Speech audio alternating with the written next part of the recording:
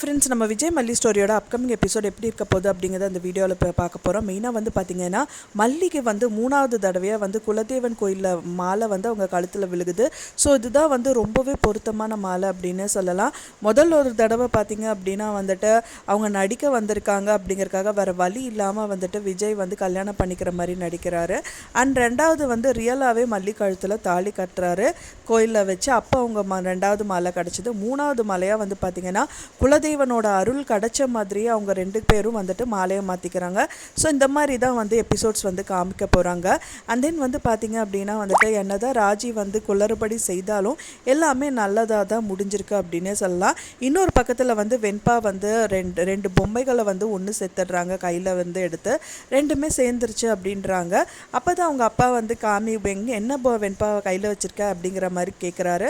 அதை காமிக்கிறாங்க. அதை பார்த்தோன்னே வந்துட்டு பார்த்திங்கன்னா அன்னபூர்ணி அம்மா வந்துட்டு நான் பரிபூர்ணமாக சொல்கிறேன் புள்ளார், கண்டிப்பாக வந்து நீங்கள் 2 பேரும் ஒன்று சேர்ந்துருவீங்க அப்படிங்கிற மாதிரி அன்னபூர்ணி அம்மா வந்து நிறைவாக சொல்கிறாங்க. அதை கேட்டவுடனே மல்லிகையும் வந்துட்டு ரொம்ப சந்தோஷமாயிருது அப்படின்னே சொல்லலாம். ஸோ இன்னொரு விதத்தில் வந்து பார்த்திங்கன்னா விஜய் முகத்துலேயும் வந்து இப்போ தான் வந்துட்டு சந்தோஷம் வந்து வந்திருக்கு அப்படின்னே சொல்லலாம். விஜயும் வந்துட்டு ரொம்ப ஹாப்பியாக ஃபீல் பண்ணுறாங்க அப்படின்னே சொல்லலாம். ஸோ அது மட்டும் இல்லாமல் வந்து குலதெய்வனோட அருள் வந்து பரிபூர்ணமாக வந்து நம்ம மல்லிக்கு கிடச்சிருச்சு அப்படின்னே சொல்லலாம். ராஜியோட முகத்தில் வந்துட்டு பயங்கர கோபமாக தான் இருக்காங்க அவங்களும் வந்துட்டு.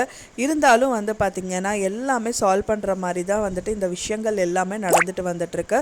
மல்லி வந்து மனசளவில் ரொம்ப சந்தோஷமாக இருக்காங்க. மக்கள் வந்து பூஜைக்கு ரெடியாக இருக்கு சொல்கிறாங்க. அப்போ தான் வாங்கக்கா அப்படிங்கிற மாதிரி விஜய் வந்து அவங்க அக்காவை கூப்பிடுறாங்க. அப்போ வந்துட்டு அவங்க கிடையாது, உங்கள் ஒய்ஃப் மல்லியை கூப்பிடுங்க அப்படிங்கிற மாதிரி சொல்கிறாங்க.